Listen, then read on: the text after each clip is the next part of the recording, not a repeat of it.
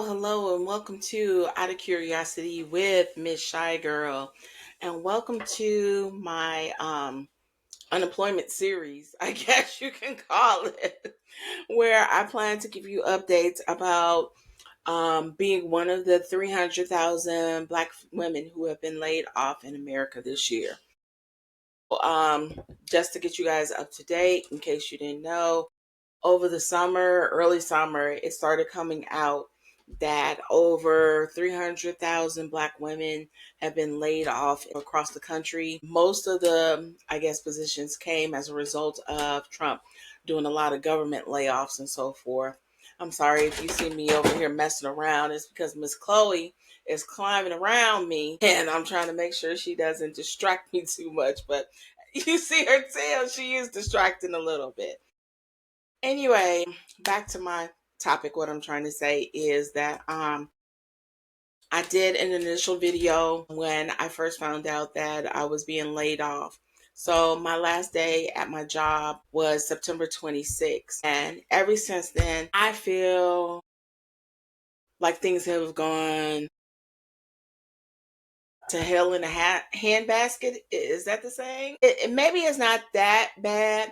And I just want to start off by saying that I am so grateful and I'm so blessed. There are so many people that are not in the position that I'm in and wish that they had some of the things I had, such as when I was laid off with a package. And so I was able to get 9.5 months severance pay. I also have other resources that that I need to figure out, in a timely manner, because I was with my company for so long that I had a pension. So right now it's still sitting there. I'm not touching it right now. We're going to talk about finances and all that stuff too. And I also have a 401k that I haven't touched, but I have been in contact with the financial advisor and he and I have a plan. And so I'm not going to touch necessarily about what my plan is, but I will lightly touch on what they say you should be doing and what I have been doing instead. But let's start with just my frustration. So my first frustration is that, and I said this in another video, I want to say my random thoughts video, where I was like, life has been lifing.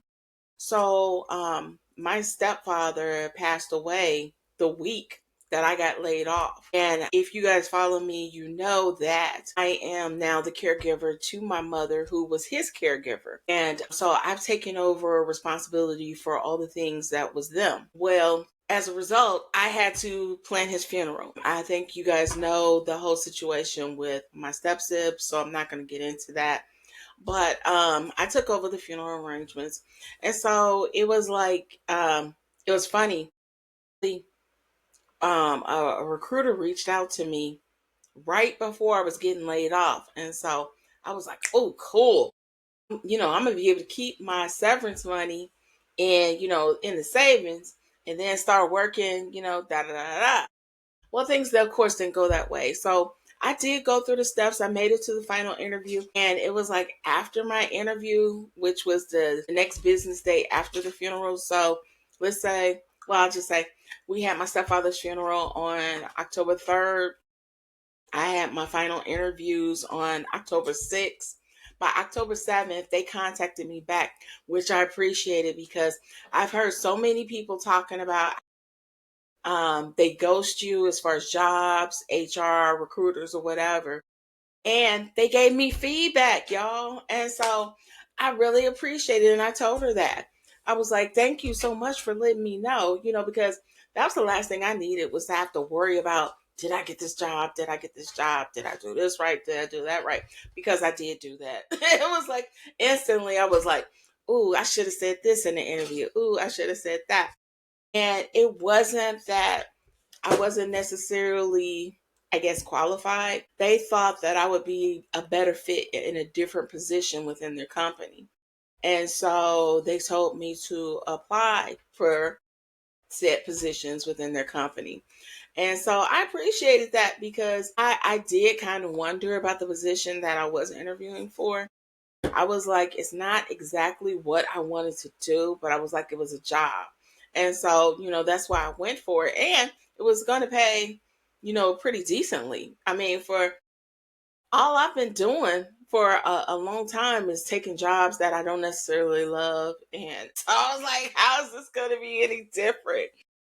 But like I was saying, I'm glad that, they saw that I had that there was more potential for me elsewhere than just wasting it in that particular role. And so I haven't heard back from them regarding the other positions. But again, I'm still grateful because I honestly am not in the mindset to even work right now, which really sucks. And when I say work, it's hard for me to try and figure out, job situations. It's hard for me to want to be engaged in interviewing. It's hard for me to even take training right now. Like my whole thing was I was going to start training and trying to get certifications and so forth. But because of the things in my life, I haven't had a chance to do that. One thing that I'm going to tell you that has been frustrating as hell is filing for freaking unemployment. Like I was told that I could file for unemployment after the last day of my job, and everybody was telling me how it was so easy. So I had other colleagues rather who were laid off before I was, and they're telling me about doing the whole thing. It was crazy. Well, first of all, the messaging on their website sucked. It kept saying that I was entering the wrong profile and that I locked my profile and all this bull. So finally I call and get, somebody to talk to. And they said, oh, it's not that, didn't enter the right password. They said your account was frozen because we show that you created a profile back in 2007.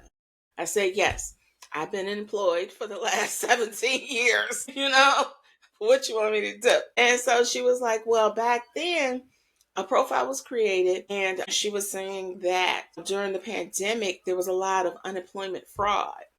And so a result of that unemployment fraud is that they froze people who had existing profiles so that nobody could use their benefits, because of that fraud. And so I was one of those people whose profiles they froze. Well, the problem is now is that I now have to prove who I am.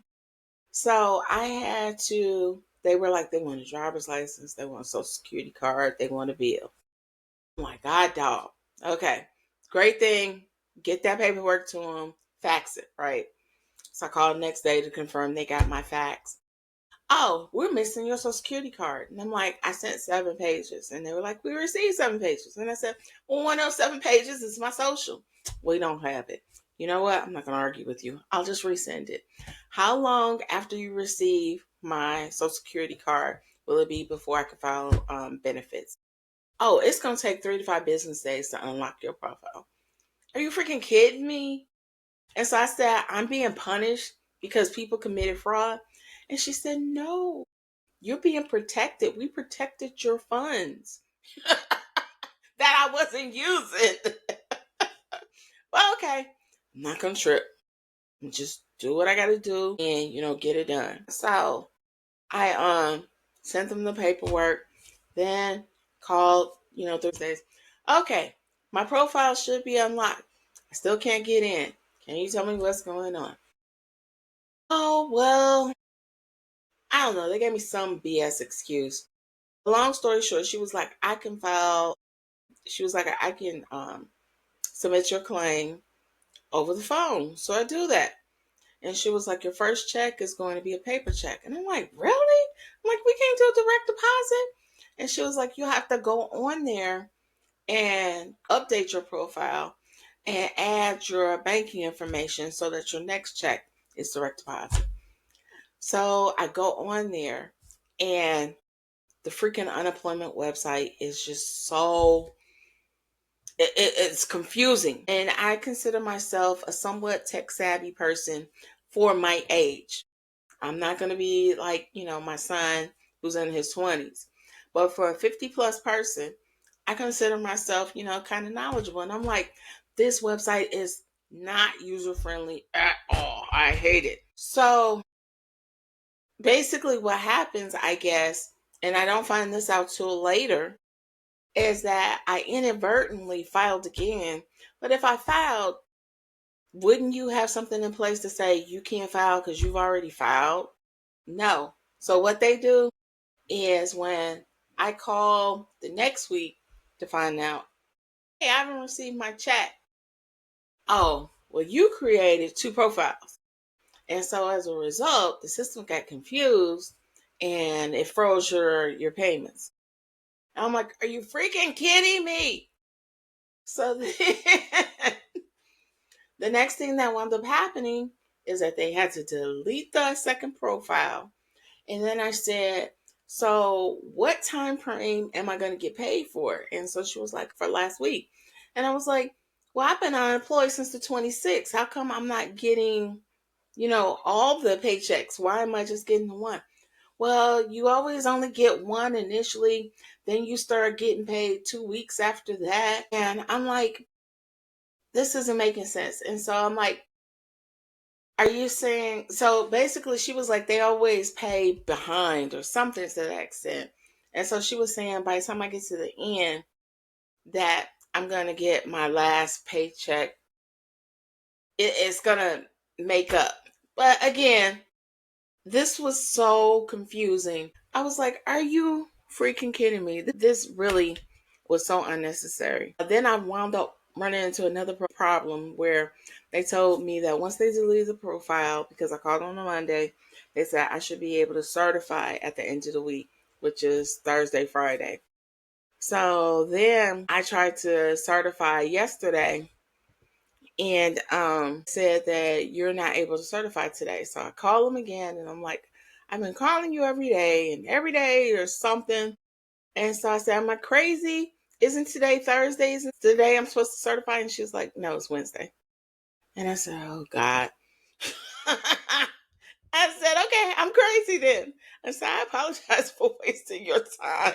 Long story short, I finally certified today, but I will say that each time I did get a representative, someone helped me even further. So, like, when the one woman was telling me about how I'm going to get my money, but at the end, another one backdated my certification date to September, the end of September, so that I could get my paycheck that I was supposed to get when my profile was locked. Because I was like, this is silly. I'm being penalized for you guys freezing my account because there was fraud. I didn't commit the fraud.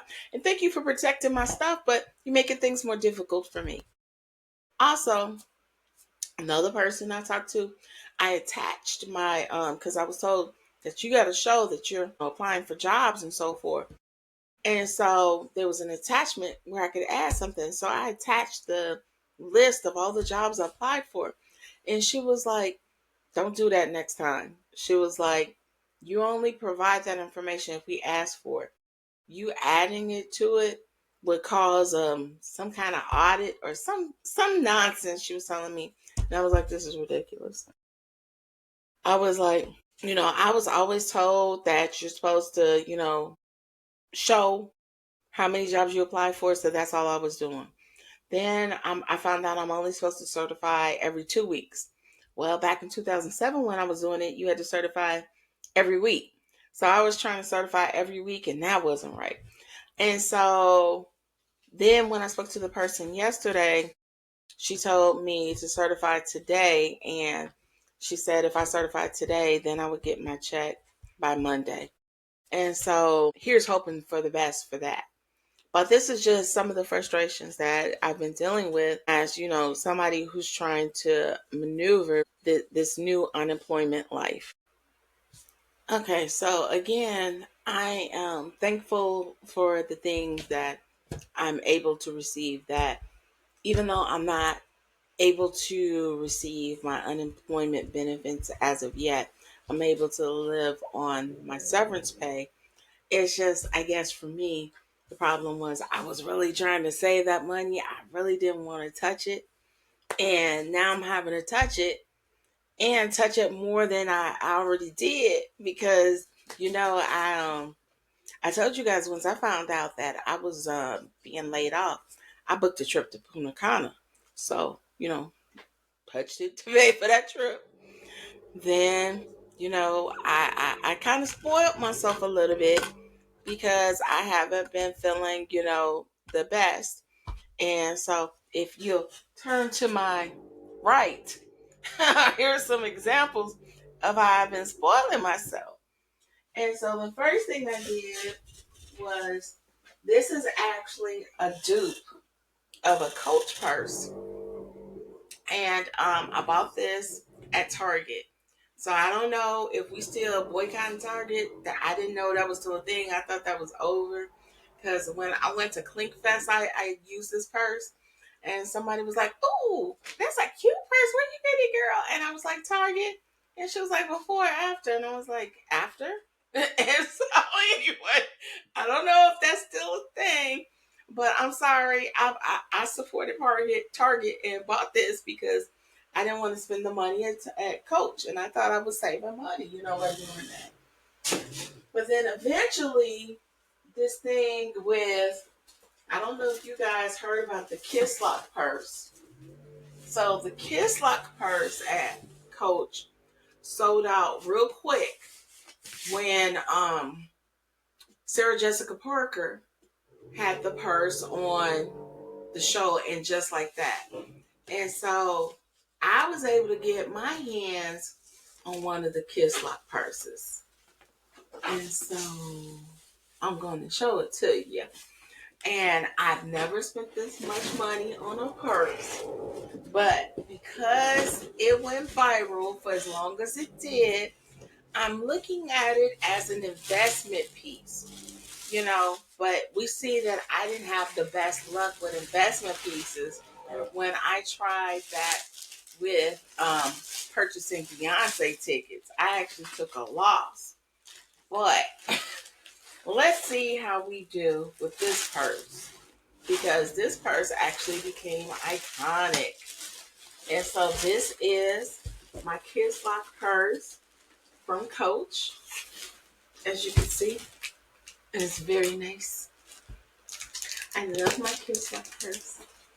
I haven't emptied it, so it's full with padding and everything. But this is my special purse to carry with me when I go to, say, a special event. You might see my purse. But again, this is an investment piece, so I felt happy about purchasing my investment piece. But again, maybe I'm just trying to placate myself. Because then I bought this. And this again is another Target purse. Target came out with a dupe. And it's smaller.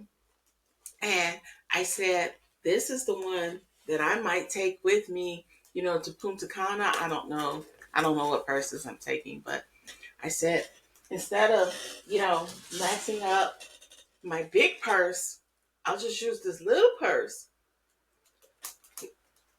I can't wait to hear your feedback about this. What you think about me? Oh, I have the hiccups. About me buying the vintage purse, the trending purse, and me buying the dupe. And then lastly, I bought another dupe of another Coach purse. And it's smaller than I thought. And so I'm thinking about taking it back to Target. What do you think? Should I take this back to Target, or is this a keep? And I was thinking about taking this on my trip, but like I said, it's smaller than I thought it was going to be. And this is a dupe of another Coach purse. But I'll let you guys give me feedback about it. So, let's now talk about finances. I am not a financial advisor, as I have told you guys before. And so I just want to show you, some of the things that they say you're supposed to do and how it's been hard for me to navigate through that because I guess, because I'm dealing with frustrations. I'm dealing with depression too, guys, y'all. And I'm gonna tell you what I've been doing to try and get through the depression besides spending. Because spending is not a good thing. And so I'm gonna put on my screen something that I saw that I wanted to share with you guys in the first video and didn't get a chance to do. And so I'm gonna show it to you now. This is something I got from the website, and I'm gonna share the link. I saw it on Instagram, and it's somebody that I wasn't following. It's just suggested to me. It's called Mastering Wealth. And it's called How Much Money in Each Account. And so it says in your checking account, you're supposed to have 1 month of expenses, a small buffer to avoid overdrafts. It says in your savings account, preferably a high yield, you should have 3 to 6 months of expenses, adjusted based on your risk tolerance. As far as your credit card, it says always pay in full. Your 401k, you're supposed to have 25 times the expenses by retirement. Between this and other retirement accounts, um, to live off your investments using the 4% rule. Then you're also supposed to have an IRA account, traditional or Roth, that has 25 times the expenses by retirement. Basically, the same thing that they said about the 401k. Then you should be using a health savings account with a limit of 4.3 thousand a year or 8.5 for a family. It's triple tax advantage, contributes based on current and anticipated future medical costs. And then a brokerage account that varies based on your goals. And let me see, was that it? Yeah, so that was it. So as far as me, uh, my checking account, yeah, I don't keep a month of expenses. I have a little bit of money that may be left, and then that's where I get these purses from. My savings account, I now have that amount because of my severance pay, which is why I didn't want to touch it. And I've been trying to get my unemployment. And so I'm just really irritated that my unemployment hasn't come in yet. And so then this was funny too. I was talking to one of my friends about it, and she was like, "Is your unemployment going to be enough to pay your bills?" And I said, "I don't know. I don't even know how much I'm supposed to get." And so when she said that, then I looked at the letter that they gave me, and I said, "It doesn't say it on this paper." And you turn to the back, then it says it, and I said, "Oh." I said, "Yeah, this isn't going to be enough to pay my expenses, so I'm gonna have to touch that money anyway."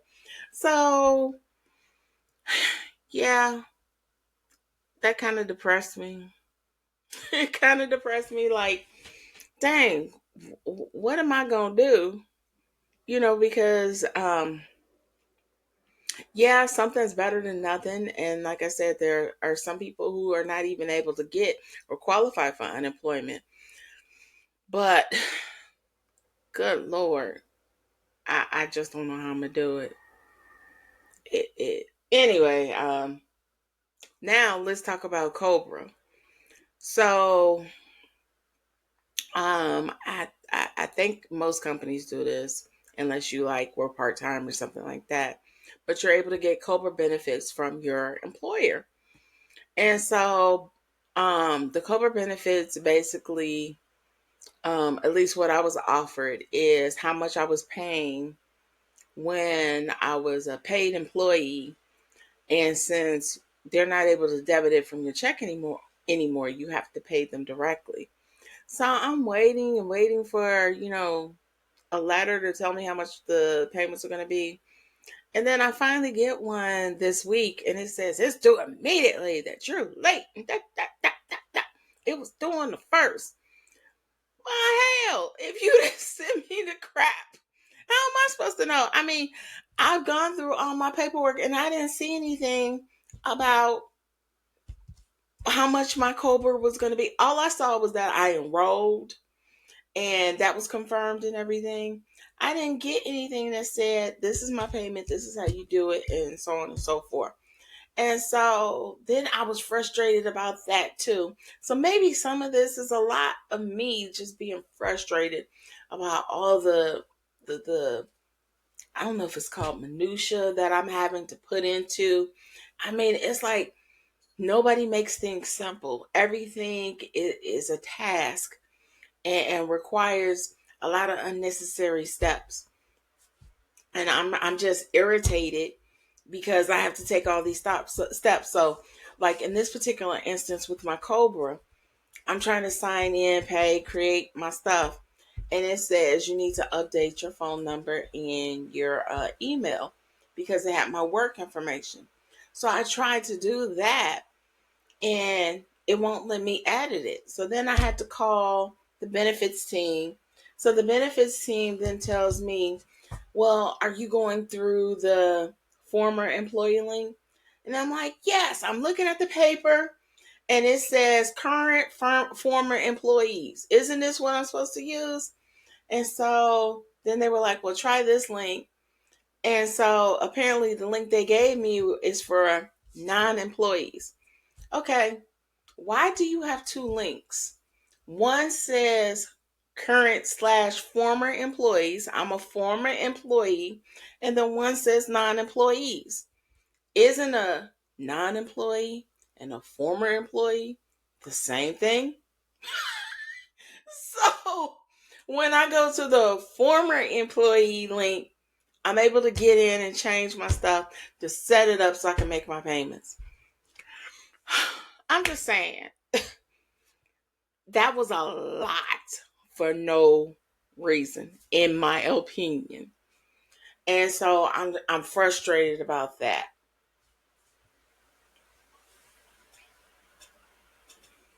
So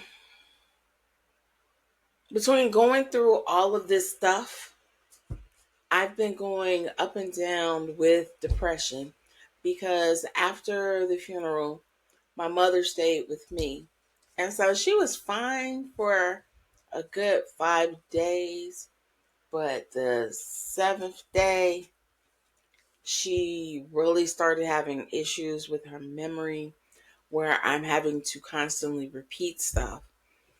And I understand that it is an illness, it's, what she's dealing with and everything. But it gets really frustrating when you constantly have to repeat the same thing over and over again.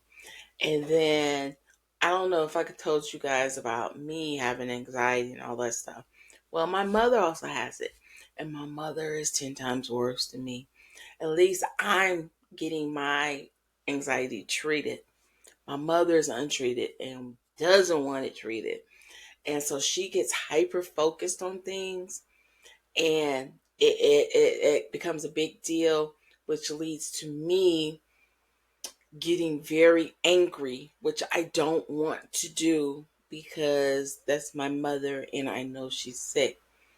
And so sometimes it leads to me, well, it leads to things like, she's like, why are you yelling at me? And I'm like, I'm sorry, mommy. Or I have to walk off to get myself together. And the only thing I'm able to do is go lie down because I need, my system feels, oh my God, my system, I can't even tell you. I feel exacerbated.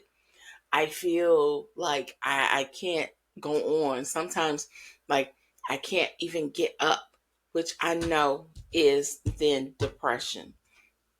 So then that takes me to how have I been dealing with my depression, considering I'm already on antidepressants.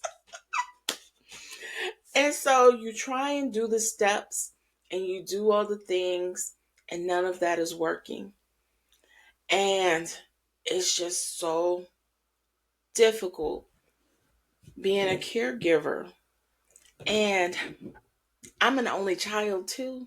So it's not like I'm able to vent to any siblings, and I'm not able to necessarily get some help, unless I pay for it, or if family members, kind of jump in to help. And so I feel like it's all on me, and I get to a very down place, which is why it's been hard for me to create content for you guys, because I've been trying to be a happy person, a place where you can come and watch me, and I make you smile. I take your mind off of the BS that's going on in this world, in this country. And it's just been hard, y'all. And so finally, um, I think what really got me to a good place is that the week of the funeral, when I was really feeling it, I decided to take a day off and go to the spa to treat myself. And so I said, I know I can't keep doing stuff like that, but I found this wellness spa that I think has um, services that I can use to help me make it. And it's not something that I'm going to be able to do all the time, but there are some like temporary fixes to help get me there. So I'm going to share my screen again and show you the name and the place that I go to. Let's see, share screen.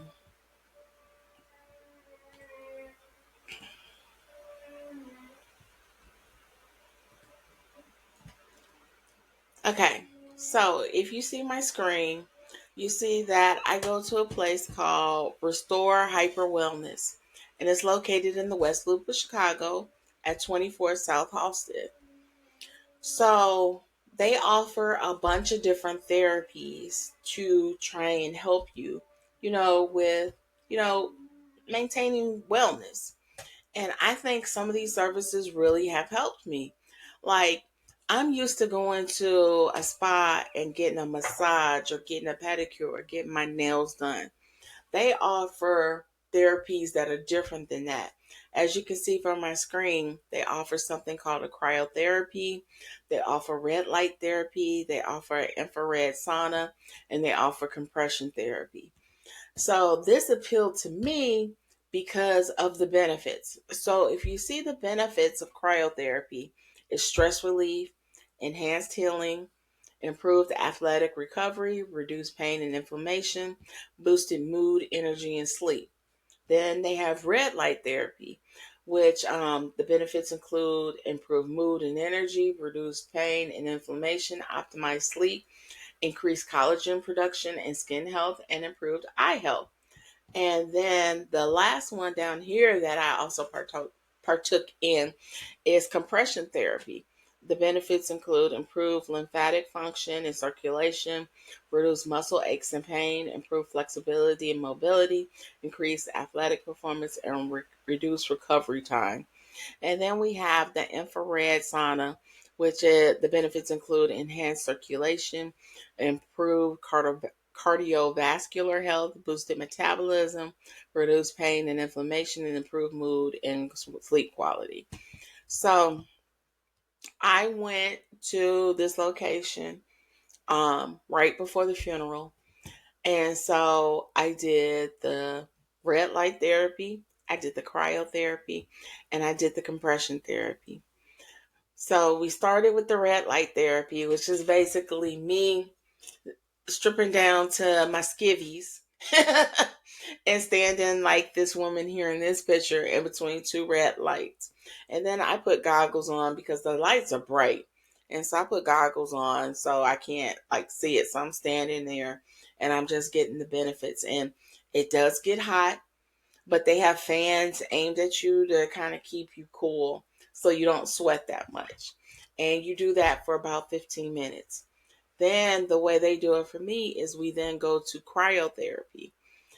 So since this was my first time doing cryotherapy, um, we did it at the lowest temperature. I can't tell you what that temperature is. I'm gonna have to ask them next time what the temperature is. But You get in there and you stand in this box, and basically you keep on. So you can get in there without a robe, but of course I chose a robe. They give you compression socks that cover, go all the way up to your knees.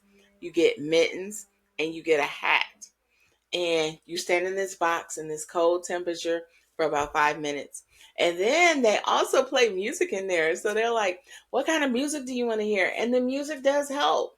So it was so funny. I was like, I'm going to do R&B 90s music. So the song they did was I Have Nothing by Whitney Houston.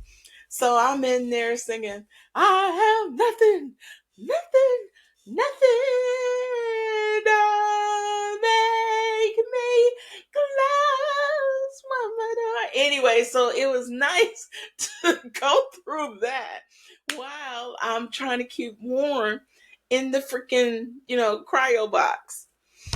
So then the last thing I did was the compression therapy. And so this is really to help me. I don't know how much I've told you guys about how they said I don't have nerve damage, but I have some kind of nerve issues on the left side of my body. And as a result of my stress, the pain has increased. I was getting better, but the pain has increased. And so I decided to do the compression therapy. And the first time I did this, oh my God, y'all, I was so relaxed. I literally fell asleep while this thing is pushing and, compressing my legs and thighs and all that stuff. And so when they say that this helps you with your sleep, they never lie. Before me having all of these therapies, I actually was having problems sleeping. And so I was taking a pill to help me sleep. I was taking melatonin, and I was taking magnesium. And all of these things are supposed to help you sleep. If I didn't take one, let's say, yeah, if I didn't take them all and I skipped one, I would not be able to sleep and I'd be up until 4 in the morning. After having this done, I slept so good. And matter of fact, also you guys see I have my smartwatch, and so my watch tracks my sleep, and so it told me how I may have been getting sleep, but I wasn't getting deep REM sleep.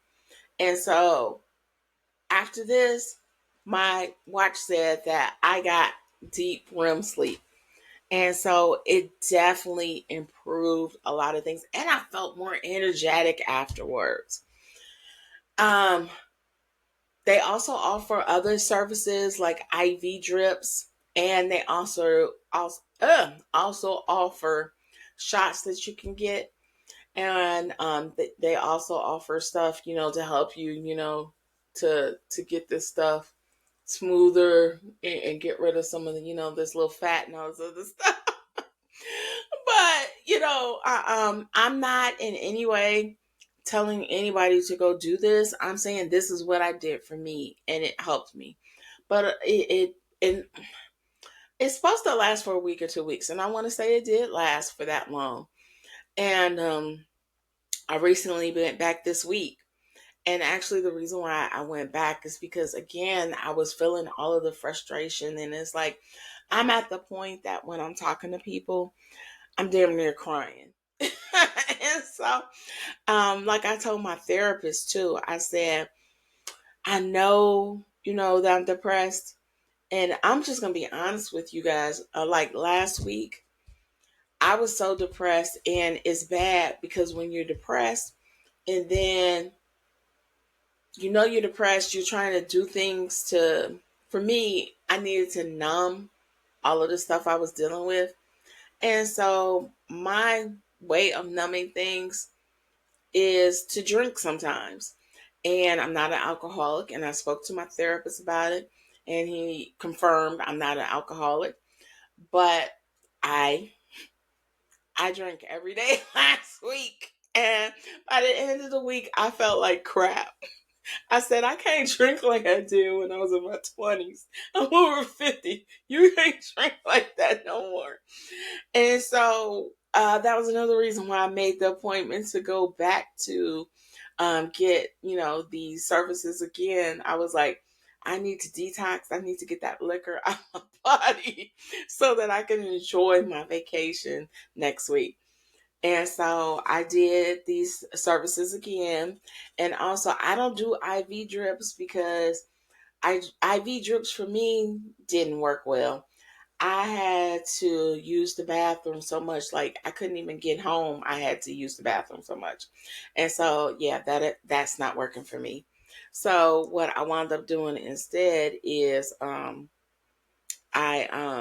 do the IM shots, and so they have a lot of different IM shots. You would need to talk to the consultants there to talk about what would be best for you. But like for me, this week I got a B12 shot, and the first time I went, I got what's called a lipo shot. I'm not gonna lie. So it's supposed to help speed up your metabolism so you can lose weight. And what was it? It was I can't remember the name of the shot, but it's like the equivalent of ibuprofen, and it's supposed to help your pain. Now, for me, it didn't work. And so when I talked to the nurse about it this time, she said it's probably because I have a higher tolerance. And so that uh, um, that's why it didn't work for me. So this time, what I did when I went this week, I did a B12 and I did my lipo shot again because I'm trying to get svelte, you know, for the vacation because I'm gonna be wearing swimsuits and my vacation outfits and stuff, and so I want to look nice. But I'm just saying there are different things you can try out there sometimes to try and help you. This is not necessarily for everybody. I'm not advocating that everybody do it. I'm just saying this is how I'm choosing to try to get through some of the things. I'm just saying that this is sometimes that can help you. And you know what was another thing that actually surprisingly has been helping me is, so I told you I had to plan a funeral for my stepfather. And so for the repast, I wanted to play some music. And so, I wanted to play, of course, gospel music, Christian music, whatever. And I can't tell you why I've gotten out of gospel music because ever since the funeral, I've been playing it like every time I get in my car. And oh my God, it has been helping me so much. It also helped me get some of that, the what do you want to call it? The release I needed. So like I haven't been crying and doing all the things. But like when I heard Stand by Donnie McClurkin, um, it made me cry, and that release made me feel so good. And also, I just want to bring this up because I just want to know what this is about. So when I was at the repast, and I'm like I said, I'm playing all the music, at the repast, and I haven't listened to church music in a while, and so I was getting into it like, oh, that's my song, but it's not like at the club where you can be that kind of thing. So I'm like,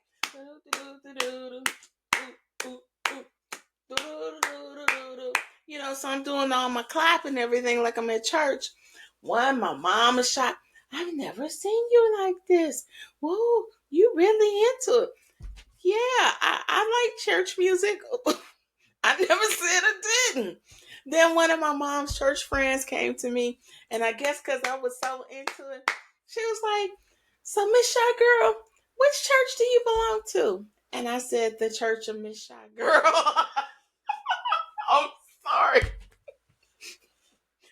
it was like, so because I'm into church music, now I go to church, and I'm not saying there's anything wrong with um being in church, y'all. I'm not. I grew up in the church. My family is very uber religious. My grandparents were sanctified. And for those of you, if you don't know what it is to be sanctified, that means that they don't believe in makeup. They don't believe in anything except church music. Everything is secular, you know. Women can't wear pants. They have to wear dresses and skirts and things like that. And there's some other stuff that goes with it. And so my mother, being, I guess, the child of a PK, which is preacher's kid, she kind of rebelled against it a little bit, and so she strayed against away from the church when she was an adult. But she put the how can I put it, the welfare of my religion on my grandmother and her sister, and so I got my religion from those two. And then my mother also put me in Catholic school.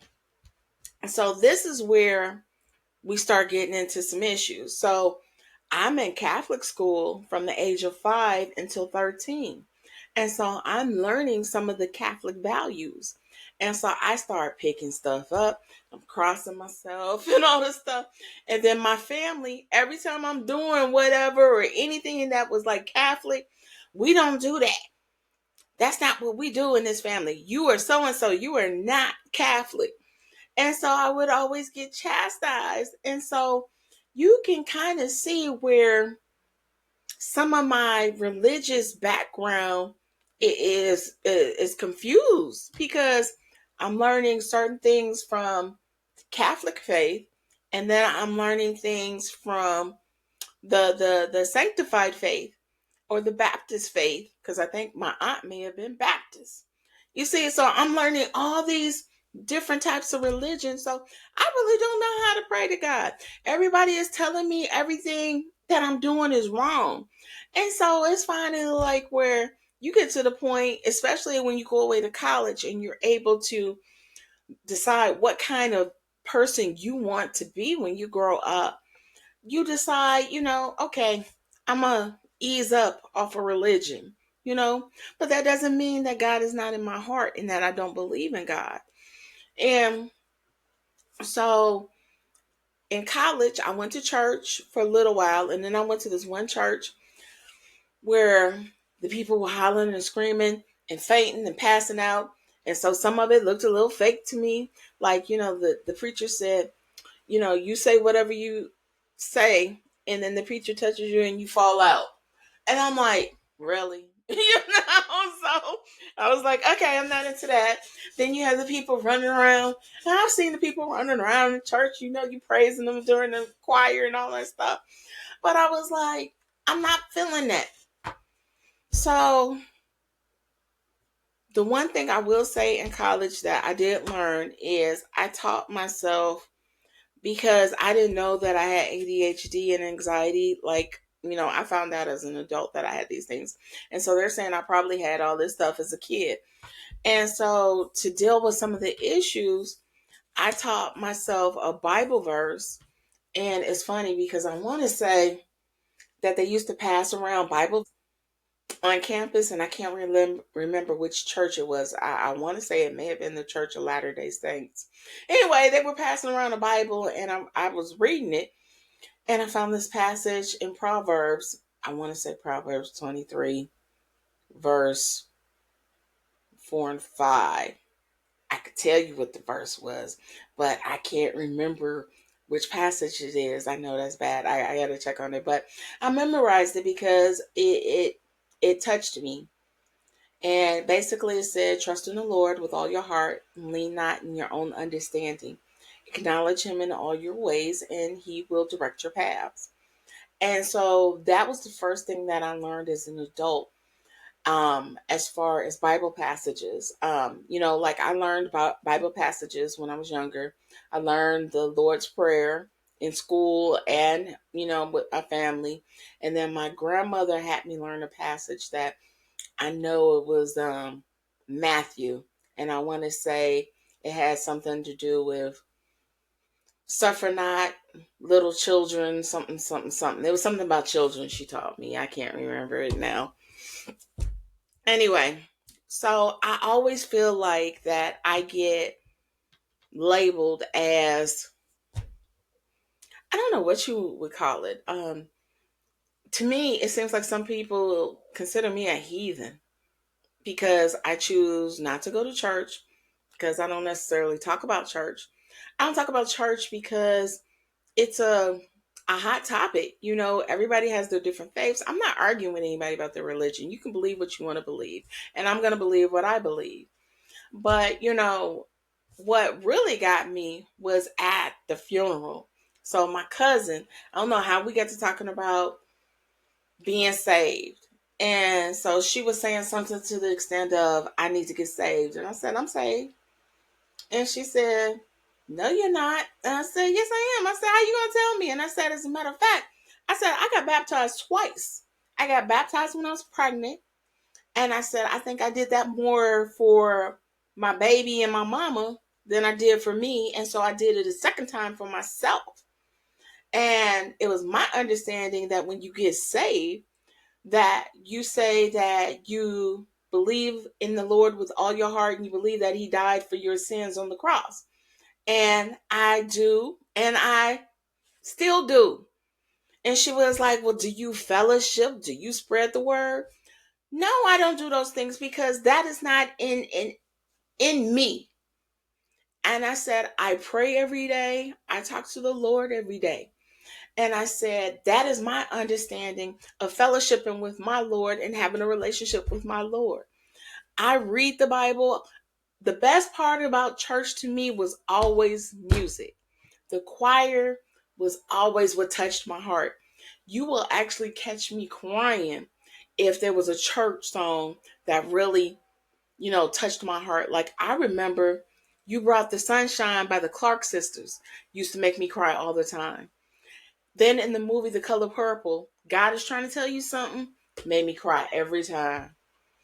And I can name some other songs. I Love the Lord by Whitney Houston. That song used to make me cry.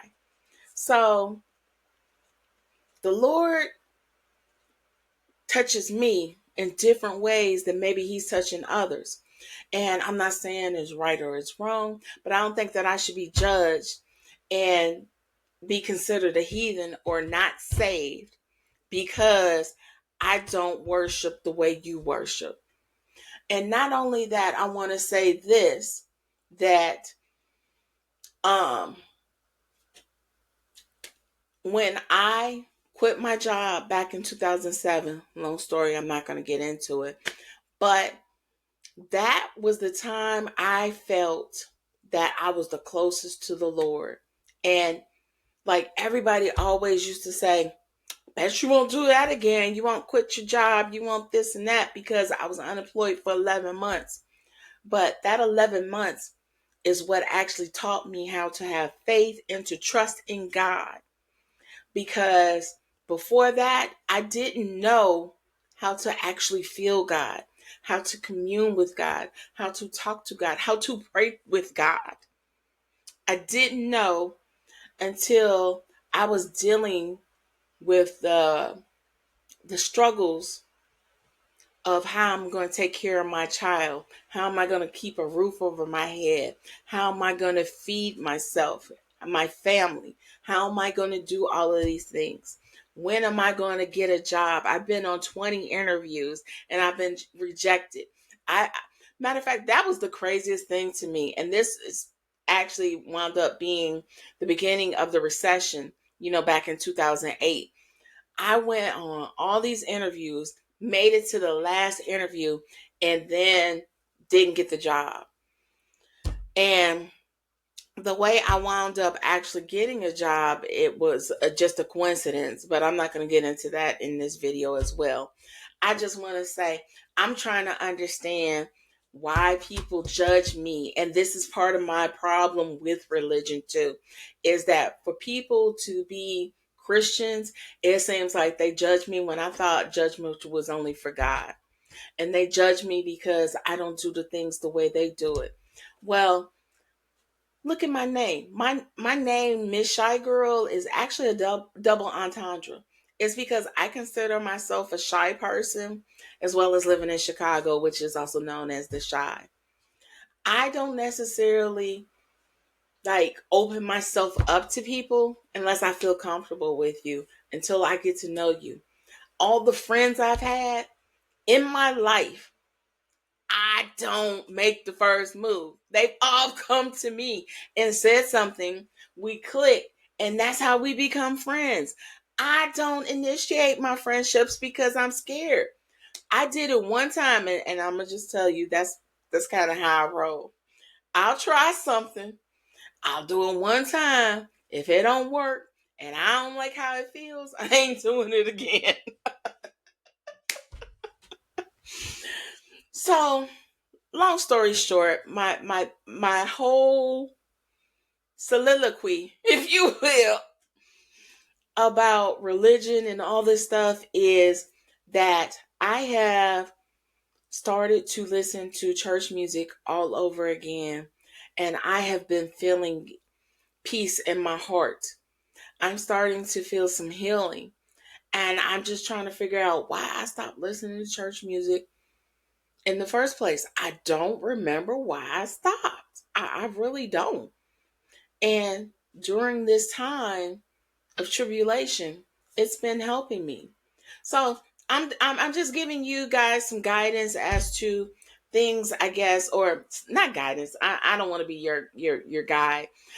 I'm just here to let you know what's been working for me. What's been working for me is what I told you about, going to the wellness spa and trying to do things, alternatively to help improve my mood.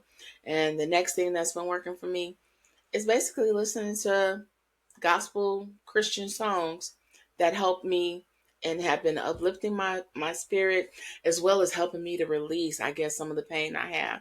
Because I really have been grieving my job, y'all. I did not think I would be grieving it, but I guess because I've been working and working and working and working, I don't know what it's like not to work anymore. I've been going for 17 years. Like like I said, I quit my job in 2007. I was unemployed for 11 months, and then I got hired, and then I've been working ever since. And so I don't know what it's like not to work anymore. And so I'm having to not reinvent myself, but just find out what's what are my next steps, especially knowing that my mother is not well, and that if I do get another job, ah, she may call me and tell me that she fell out the bed like she did the other day, or she may call and tell me that she can't walk, or she may call me to remind her about all the 50 million things that she always calls and reminds me about. And how am I going to do that while I'm also working? Okay. Okay, so let's just talk about how do we move forward. And what how have I been moving forward? And honestly, it's been hard. So I'm my company offered me career services, and so I actually speak to a career counselor, and so we talk about different things, and she makes suggestions, and I actually take these webinar courses. That's all that I'm able to do at this point. That is the capacity that my mind is able to do, is join webinars. But they also have certifications and things that you could do to trying to increase your, what is it called, your viability, or your chances, increase your chances of getting a job. And my mind just isn't there. I keep trying to take these courses, and I look at it for like a minute, and I'm like, okay, I'm bored. And so I'm just not there. And so I just wanted to share with you something else that I saw that I thought was interesting, and maybe it can help you, like I'm trying to get it to help me. Okay. So this is the next thing that I saw on Instagram, and it's from career_Bijnu. And it says how to land a job in 2025 without losing your sanity. Well, it says have a role specific resume.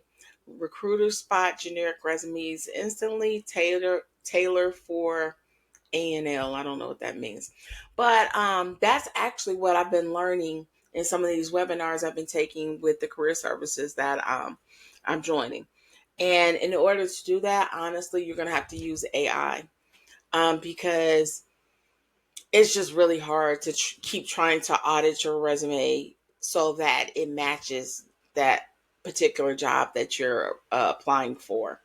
Generic resumes don't work anymore.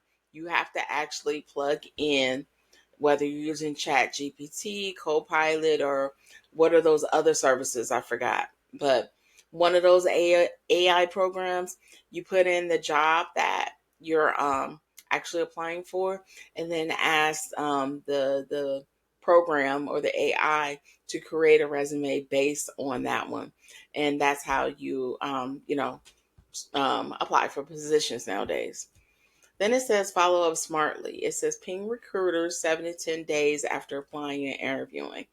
Well, I didn't even have a chance to do that necessarily. I guess, let me rephrase. So I only had that one job that I was pursuing, and that's because the recruiter reached out to me. But all the other jobs I've been applying for, I don't even know if I saw recruiter names. I just saw the jobs and applied for them. But if you do see a recruiter's name, then yeah, follow up with the recruiter and just ask them, "Hi, I see that, my application is still pending. Am I still being considered for this role?" So on and so forth. And then, as you can see, mental health matters. Rejections aren't personal. Set boundaries and take breaks. And so, not only do you have to worry about the other things that are in your life, like like I'm dealing with taking care of a elderly parent, or all the other stuff I'm dealing with. You also have to deal with the rejections. And I will admit, there was one week when I did all this applying and I saw all these rejection letters. It did get me down. And so I think that may have been when I started looking into other ways to, trying to get my mental health together, because I was like, what's going on isn't working. Um, then it says grow while applying. Add short courses, projects to show proactiveness. And so this is what I was telling you about as far as with me. I'm trying to do those things and I just don't have the bandwidth in my head to add more. So that's something I'm going to have to get into after a while, but I'm giving myself grace. And I'm saying maybe when I get back from my vacation, that's something I'll be able to do, but it's not something I'm able to do at this time. It says job hunt in blocks. This is absolutely true. It's like, I can't, like, I don't even know if somebody said this to me or what they said. Um, but I want to say somebody was asking me about, like, what do I do all day? And I say, well, I start my morning by actually looking for jobs. And then I go into doing other things, like, one, I can't sit up in this house all day. That adds to my depression. And so when I'm going out to get air for myself and running errands, I also take my mother, because my mother sits up in the house all day and that's not good for her. That's not good for me. And so we get together and, we get us some fresh air and we go do the things we need to do. Boost LinkedIn profile. Definitely been doing that. If you're friends with me on LinkedIn, you're probably not, because I don't have a profile for Mz.ChiGurl. I have a profile for me personally, but maybe I will create something for Mz.ChiGurl eventually. Just not now, not at that point. But I have been working on my profile, and I've been connecting. So that was one thing that the career services taught us when we're in these webinars. Normally, I would only connect with people that I know and who know me. And by saying connecting, I mean people I've worked with or family members. But now they're encouraging us to connect with each other. And so I look at the people I'm in the class with, because we all have to post our LinkedIn profiles in the chat when we're taking these webinars. And I look for people who are in my field. Sometimes that can help you, because if they're communicating with recruiters, and even though they may not be in your city, maybe they know a recruiter who is in your city that can seek you out and reach out to you regarding positions. And so that's been interesting for me too. Also, I've been seeing where some of my colleagues are taking, certifications, and I'm like, oh, that might be a good certification for me to try. So it's just a way of keeping things up to date as far as, making sure that you have your skill sets out there and that you have everything in alignment so that when that right job is meant for you, it comes right on a platter. Also, it says track everything. Well, I'm having to do that anyway because of unemployment, because I was told just in case they ask me if I'm, looking for jobs and I have to provide proof. I've created a spreadsheet that basically, tells me, uh, okay, I'm sorry, I'm waiting on my lunch and I'm getting notifications. But anyway, what I was saying is that I track all the positions that I've been applying for, what they were for, which company they were with, as well as like, um, did they reach out to me, just various little things. And so if I get a person's name, I think I need to start putting that on my list as well. So I think that's a way to keep track of positions that you're going for as well.